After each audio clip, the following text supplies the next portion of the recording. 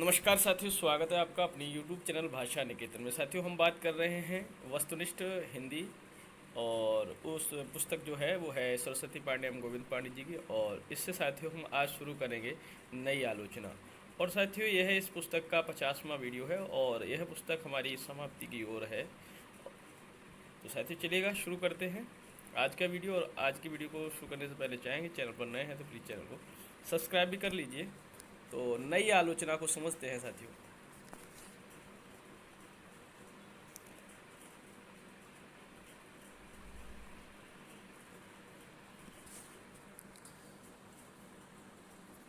New criticism, नई आलोचना माने न्यू क्रिटिसिज्म शब्द का प्रथम प्रयोग सन 1911 ईस्वी में कोलंबिया विश्वविद्यालय के प्रोफेसर स्पिनगर्न ने किया था। किसने? स्पिनगर्न ने। कब? 1911 में। न्यू क्रिटिसिज्म शब्द की सर्वप्रथम परिभाषा जॉन क्रोरैंसम ने अपनी पुस्तक द न्यू क्रिटिसिज्म 1941 की भूमिका में दी। आलोचना के क्षेत्र में न्यू क्रिटिसिज्म का सूत्रपात टी एस इलियट और आई ए रिचर्ड्स ने से माना जाता है। आलोचना के क्षेत्र में न्यू क्रिटिसिज्म का जो सूत्रपात है वो किससे माना जाता है? इलियट और रिचर्ड्स के द्वारा।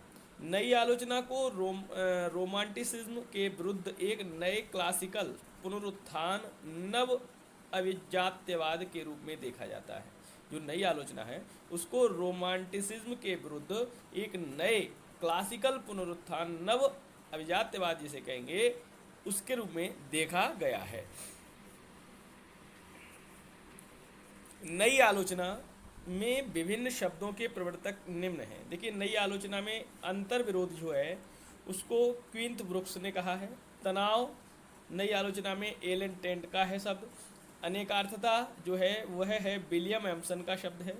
विरोधाभास रॉबर्ट पेन वॉरेन का शब्द है। विडंबना और विसंगति जो है वो क्विंथ ब्रुक्स का है। आपसे पूछा जा सकता है कि नई आलोचना के शब्दों में जो शब्द दिए हैं इन शब्दों में कौन सा शब्द सुमेलित नहीं है, तो इन्हीं में दे देंगे। तनाव एलन टेट, अनेकार्थकता विलियम एम्सन, विरोधाभास रॉबर्ट पेन वॉरेन और विडंबना और विसंगति को क्विंथ ब्रुक्स देते, तो यही असंगत हो जाता है। इस तरीके के सवाल बन सकते हैं क्योंकि विडंबना और विसंगति किसका है? क्विंथ ब्रुक्स का। तो ये शब्द जो है उनके प्रवर्तक भी पूछे जा सकते हैं।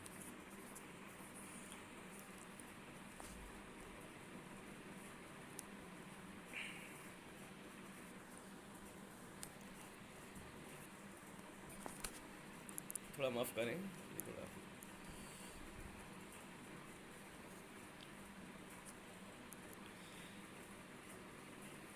नई आलोचना से संबंधित प्रमुख आलोचक एवं उनकी कृतियां इस प्रकार हैं। बात करते हैं सबसे पहले फ्रैंक रेमंड लीविस। इनकी जो रचनाएं हैं, पहली है न्यू वियरिंग्स इन इंग्लिश पोएट्री 1932 की है। Revolution tradition and development in English poetry 1936 की है। द ग्रेट ट्रेडिशन 1948 का है। अन्ना केरेनिना एंड अदर एसेज 1967 का है। डिकेंस द नावलिस्ट 1970 और द कॉमन परसूट 1952। तो ये फ्रैंक रेमंड लीविस की रचना है, आप इनको नोट कर लें। अगला है मिडल्टन मरी। इनकी पुस्तक है, इनकी रचना है द प्रॉब्लम ऑफ स्टाइल 1922। जेवी क्रच की है the modern temper. Lionel Trilling की है the modern element in modern literature. Ezra Pound की रचना है ABC of reading. William Empson की रचना है 7 types of ambiguity. John Crowe Ransom की रचना है God without thunder 1930, the world's body 1938। Allen Tate की रचना है on the limits of poetry 1948, the forlorn demon 1955। R P Blackmur की रचना है language is gesture 1952। Lion and the honeycomb 1956। Kenneth Burke की रचना है ए ग्रामर ऑफ मोटिक्स 1948। परमनेस एडेंस स्टेज। क्वीन की रचना है द वेल रॉट अर्न 1947। नई आलोचना के लिए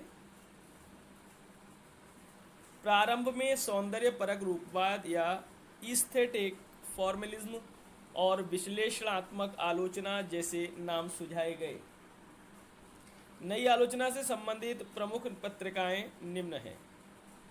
पत्रिका है द क्राइटेरियन 1922, संपादक हैं टी.एस. इलियट। पत्रिका है स्क्रूटनी 1932 और संपादक हैं एफ.आर. लीविस। पत्रिका है द फ्यूजिटिव और इसके संपादक हैं जॉन क्रो रैनसम। अब बात आती है विविधवाद। सबसे पहले उसमें बात करेंगे उत्तर आधुनिकतावाद। शब्द अंग्रेजी पोस्ट मॉडर्निज्म का हिंदी पर्याय है। उत्तर आधुनिकतावाद की अवधारणा की उत्पत्ति के संबंध में दो मत प्रचलित हैं।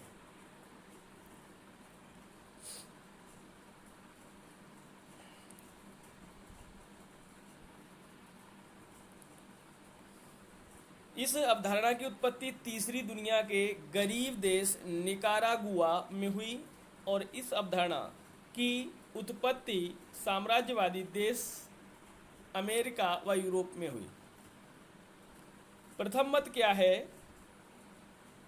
मलय चौधरी के अनुसार स्पेनिश कवि फेदेरिको द वेनिस ने अपने कविता संग्रह आंतोलेजिया द ला पोएजिया एस्पेनोला ए हिमापा नोमारिकाना की भूमिका में सर्वप्रथम पोस्ट मॉडर्न की व्याख्या की।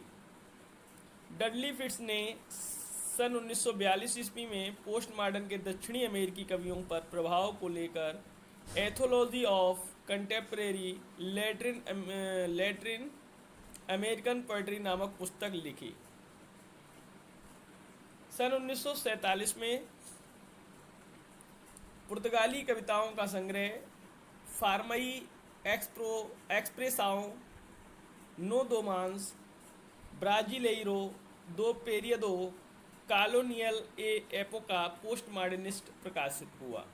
ये थोड़ा कठिन शब्दावली है लग रही है, याद करने थोड़ा है तो इसको बार बार पढ़ेंगे, आ जाएगी समझ। दूसरा मत है सच्चे अर्थों में जियां फ्रांकोइस लियोतार को उत्तर आधुनिकतावाद का जनक माना जाता है। किसको? जियां फ्रांकोइस लियोतार, या लियोतार याद कर लीजिए, लियोतार को उत्तर आधुनिकतावाद का जनक माना जाता है। विश्वग्राम ग्लोबल विलेज की संज्ञा मार्शल मैक्लुहॉन ने दिया था। लियोतर ने अपनी प्रसिद्ध पुस्तक the post modern condition A report on knowledge 1979 में लिखा, उत्तर आधुनिकतावाद महावृत्तांत के विरुद्ध है। महावृत्तांत का अर्थ है ईसाइयत, मार्क्सवाद और वैज्ञानिक प्रगति का मिथ। इनके विरुद्ध अब छोटे छोटे अस्थमा समूह जैसे स्त्री विमर्श, दलित विमर्श आदि का उदय हो रहा है। लियोतार ने लिखा है, ज्ञान की अवस्था बदल जाती है जब समाज उत्तर औद्योगिक युग में, संस्कृति उत्तर आधुनिक युग में प्रवेश करती है।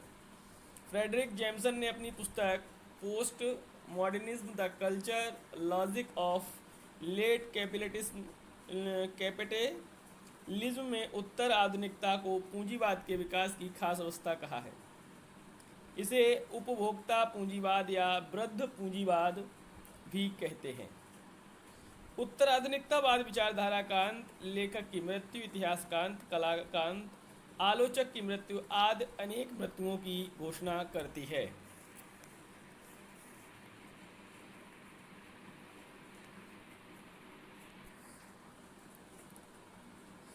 उत्तर आधुनिकतावाद की प्रमुख घोषणाएं निम्न हैं। घोषणाकर्ता और घोषणा। घोषणाकर्ता डैनियल बेल हैं और घोषणा है विचारधारा का अंत। जैक देरिदा घोषणा की है मनुष्य की मृत्यु। रोला बार्थ लेखक की मृत्यु। लाइन ड्रिलिंग लेखक का अंत। एडमंड बिल्सन परंपरागत शैलियों की मरती हुई विधाएं और इलियट ने उपन्यास का अंत। घोषणाकर्ता ने घोषणा जो दी हैं वो इस प्रकार हैं।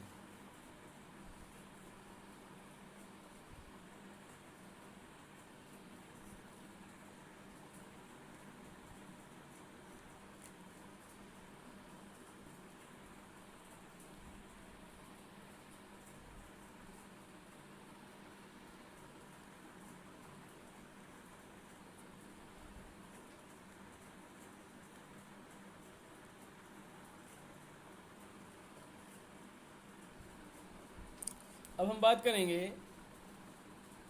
अतियथार्थवाद। अतियथार्थवाद साहित्य और कला के क्षेत्र का ऐसा आंदोलन है जिसका जन्म प्रथम विश्व युद्धोत्तर फ्रांस में हुआ। अतियथार्थवाद के प्रवर्तक आंद्रे बेंता ने सुर्रियलिज्म शब्द का प्रथम प्रयोग सन 1924 में अपने घोषणा पत्र मैनिफेस्टो ऑन सुर्रियलिज्म में किया था। आंद्रे ब्रेंता ने अपने घोषणा पत्र के प्रकाशन से पूर्व अपने मित्र फिलिप सुपाल के सहलेखन में मैनिफेस्टो के मूल पाठ का प्रकाशन सन 1919 ईस्वी में लेस चैम्पर्स मैग्नेटिज्म शीर्षक से कराया था।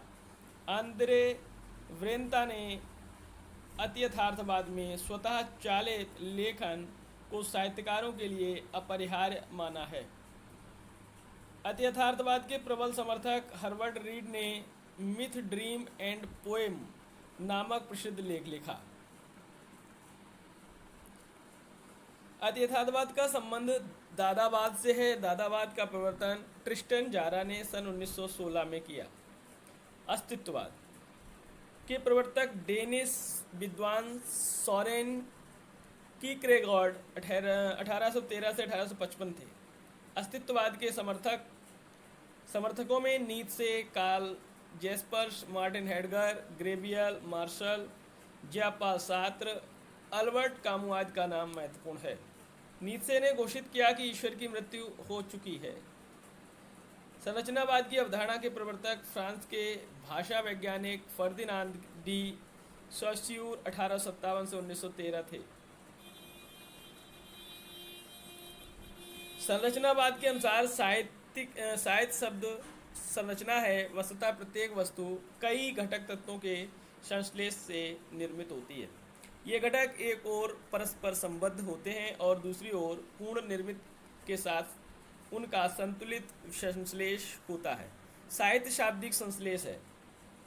सॉस्यूर ने संरचनावाद की स्थापना कोर्स इन जनरल लिंग्विस्टिक्स नामक पुस्तक में की है। इनके अनुसार भाषा के दो रूप हैं, ललोंग और लपरोल। ललोंग इसे अंतर्वैयक्तिक भाषा व्यवस्था कहा जाता है और लपरोल इसे व्यक्ति विशेष की भाषा कहा जाता है। परोल के आधार पर भाषा के नियमों का अनुसंधान संरचना है। प्रसिद्ध नृतत्ववेत्ता लेवी स्ट्रॉस ने संरचनावाद को मिथिकों का अध्ययन पर लागू किया। लेवी स्ट्रॉस ने मिथक को विशुद्ध मानसिक रूपात्मक क्रिया कहा है। लेवी स्ट्रॉस के अनुसार मूक मिथक लॉन्ग है जो इसके अलग अलग रूप पैरोल। संरचनावाद को साहित्य के क्षेत्र में प्रचारित करने का श्रेय रोलाम बार्थ को जाता है। रोलाम बार्थ ने संरचनावाद की व्याख्या द फैशन सिस्टम नामक पुस्तक में की।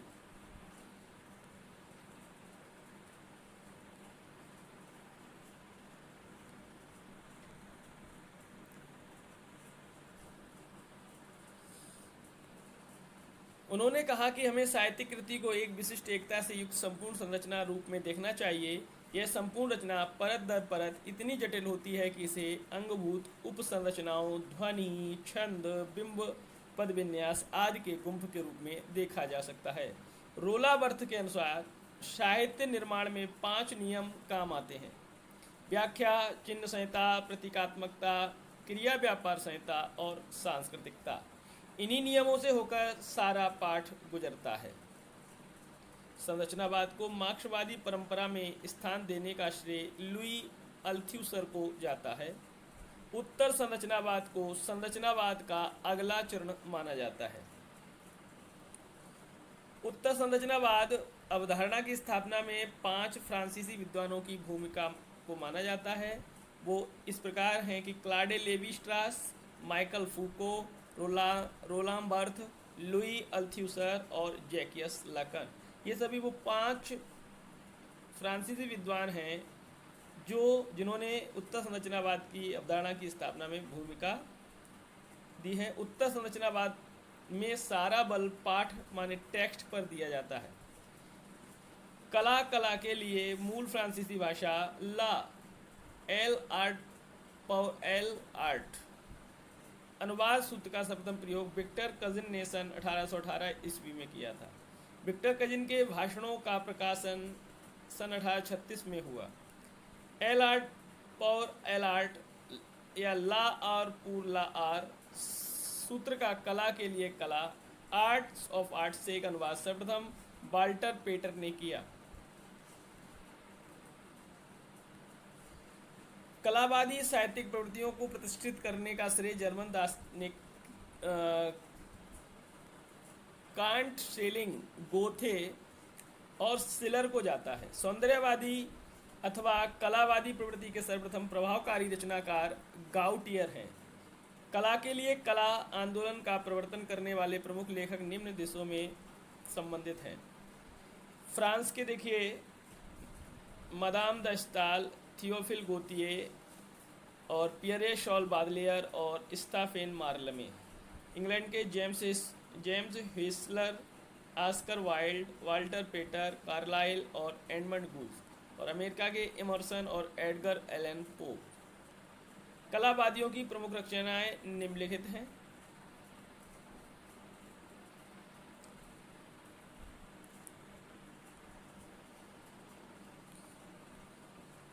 थियोफिल गोतिये रचना है प्रीमियर पोएजी 1832 ईस्वी की। एडगर एलन पो रचनाएं हैं द फिलॉसफी ऑफ कंपोजिशन और द पोएटिक प्रिंसिपल 1850।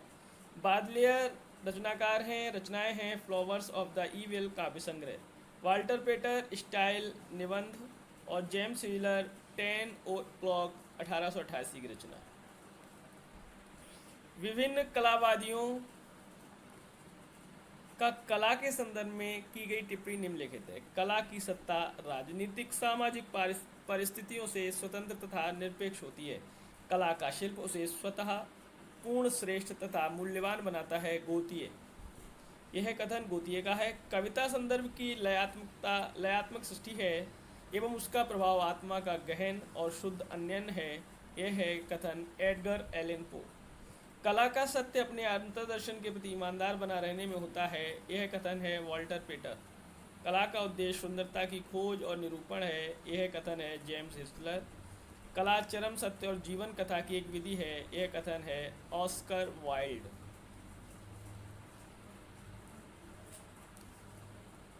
आलोचनात्मक यथार्थवाद की अवधारणा को सर्वप्रथम जॉर्ज लुकाच ने प्रस्तुत किया।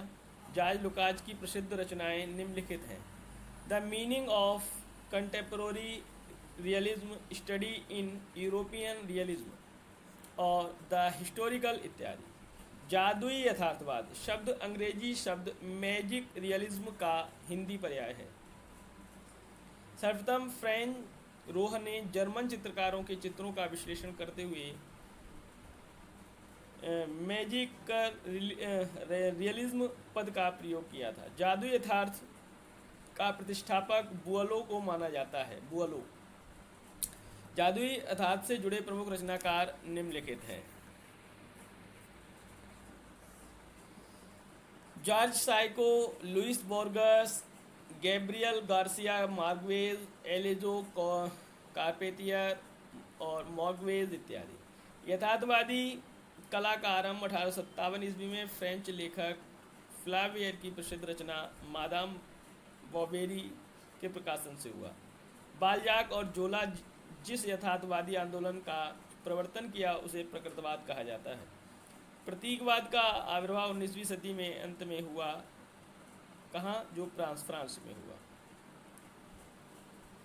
और प्रतीकवाद फ्रांसीसी काव्य जगत का पार्नेसियनिज्म, जिसे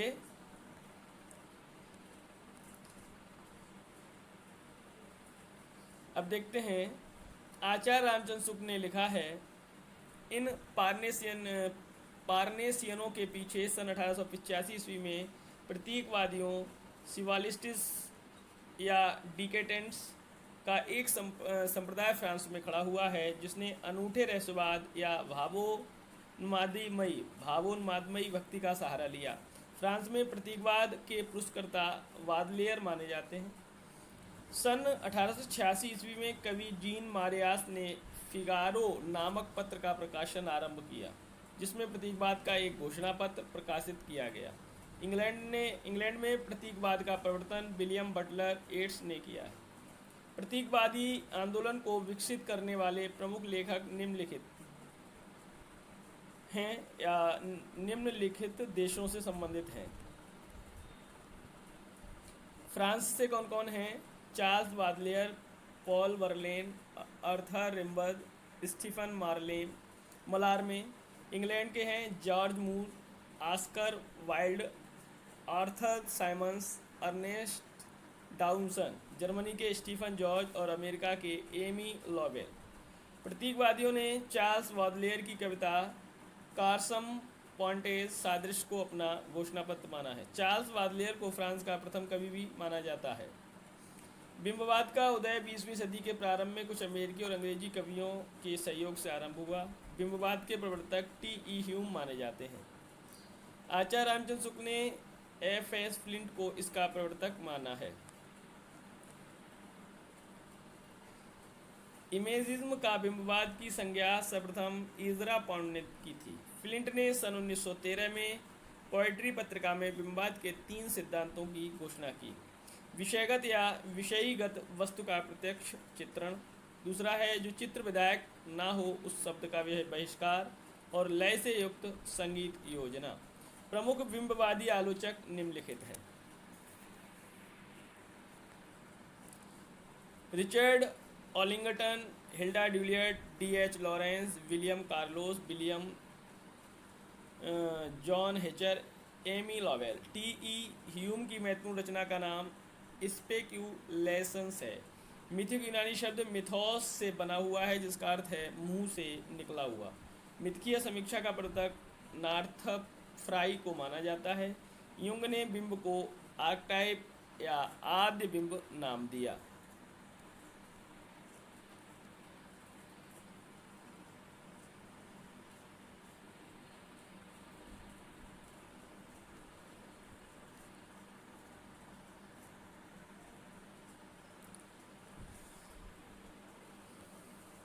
लेवी स्ट्रॉक ने मिथक को विशुद्ध मानसिक रूपात्मक क्रिया कहा है।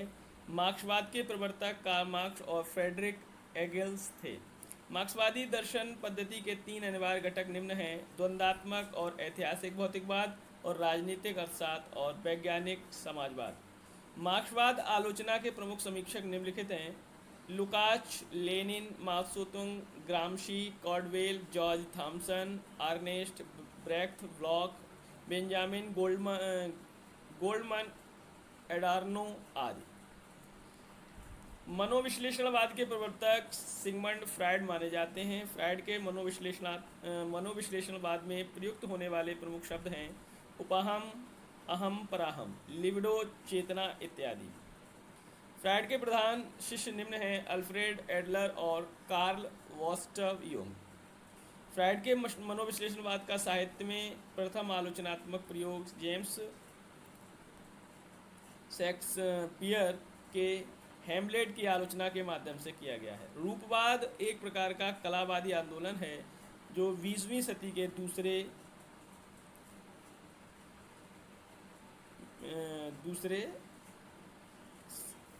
किस तरीके से शुरू हुआ है, और रूपवाद आंदोलन का सूत्रपात सन 1919 ईस्वी में विक्टर शक्लोस्की के रूप में किया। रूपवाद के समर्थक हैं Boris Eikhenbaum, Roman Jakobson, Jan Mukarovsky, Rene Wellek आदि। रूपवादी पूरा बल भाषा पर देते हैं।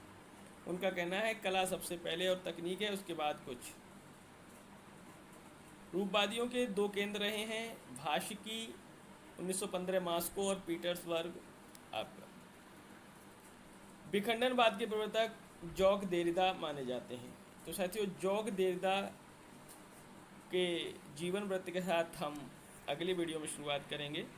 तो आज के लिए बस इतना ही। तो फिर मिलेंगे अगली वीडियो में, तब तक के लिए नमस्कार, धन्यवाद।